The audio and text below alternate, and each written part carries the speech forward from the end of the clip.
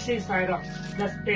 ಭಗವಾನ್ ಶ್ರೀ ಸತ್ಯ ಸಾಯಿ ಬಾಬಾರವರು ತಮ್ಮ ದಿವ್ಯೋಪನ್ಯಾಸದಲ್ಲಿ ಆಹಾರ ಮತ್ತು ನಡತೆಯ ಕುರಿತು ಹೇಳಿರುತ್ತಾರೆ. ನಾನು ಇಂದು ಆ ವಿಷಯವನ್ನು ಇಲ್ಲಿ ಹಂಚಿಕೊಳ್ಳಲು ಇಷ್ಟಪಡುತ್ತೇನೆ. ಬದ್ರಿನಾಥದಲ್ಲಿ ಮಹಾಯೋಗಿಗಳು ಮತ್ತು ಮಹಾ ತಪಸ್ವಿಗಳಾದ ಹಂಸರಾಜ ಯೋಗಿಗಳಿದ್ದರು. ಅವರು ಬಾನಲೋಲರು ಮತ್ತು ಭಕ್ತಿಯ ನಾಮಾಮೃತದಲ್ಲಿ ಮಿಂದೆದ್ದವರು. ಅವರಿಗೆ ಒಬ್ಬ ಶಿಷ್ಯನಿದ್ದರು.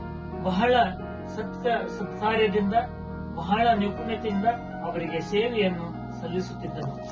ಅವನು ಪ್ರತಿನಿತ್ಯ ಮಲಗಿಕೊಂಡಾಗ ಒಂದು ಕನಸು ಬೀಳುತ್ತಿತ್ತು.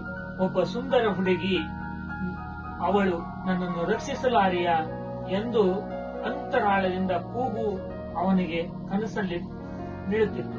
ಅದನ್ನು ಅನುಭವಿಸಿ ಒಂದು ದಿನ ಗುರುಗಳಿಗೆ ಹೇಳುತ್ತಾನೆ, ಗುರುಗಳೇ, ನನಗೆ ಪ್ರತಿನಿತ್ಯ ಈ ರೀತಿ ಹುಡುಗಿಯ ಕನಸು ನನ್ನನ್ನು ರಕ್ಷಿಸಲಾರಿಯ ಎಂದು ಹೇಳುತ್ತಾಳೆ ಎಂದು ಹೇಳಿದಾಗ ಆಗ ಗುರುಗಳು, ಆಗಲೇ ಹಂಸರಾಜ ಗುರುಗಳು ಮಹಾಯೋಗಿಗಳು, ಹಂಸ ಅಂದರೆ ಹಾಲು ಮತ್ತು ನೀರನ್ನು ಬೇರ್ಪಡಿಸುವ ಶಕ್ತಿ ಉಳ್ಳವರು.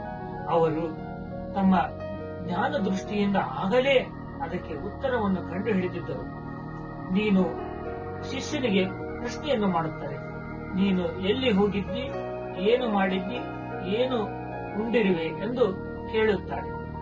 ಅದಕ್ಕೆ ಅವನು ನನ್ನ ಸ್ನೇಹಿತನೊಡನೆ ಶ್ರಾದ್ದ ಮಾಡಿದ್ದರು, ಅಲ್ಲೇ ನಾನು ಪೂರಿ ಮತ್ತು ಚಪಾತಿಯನ್ನು ತಿಂದೆ ಅಂತ ಹೇಳಿದಾಗ ಆಗ ಶಿಷ್ಯರು ಮರುಪ್ರಶ್ನೆಯನ್ನು ಹಾಕುತ್ತಾರೆ.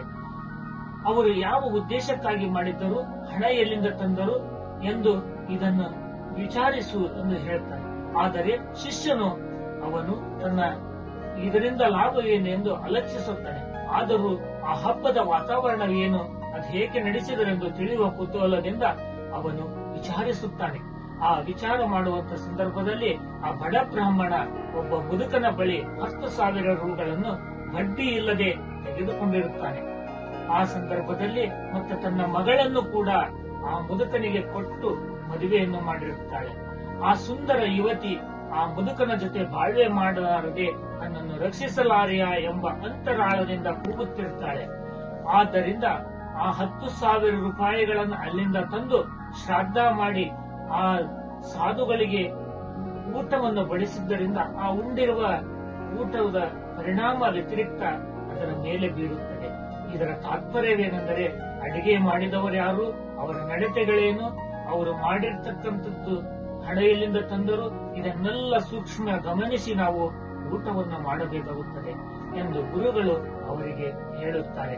ಆದ್ದರಿಂದ ನಾವು ಭಗವಾನರು ಹೇಳುತ್ತಾರೆ, ಸಾತ್ವಿಕ ಆಹಾರವನ್ನು ಸ್ವೀಕರಿಸಬೇಕು ಮತ್ತು ಅಡಿಗೆ ಮಾಡುವಾಗ ಭಗವನ್ ನಾಮವನ್ನು ಸ್ಮರಿಸಬೇಕೆಂದು ನಮಗೆ ತಿಳಿಸುತ್ತಾರೆ.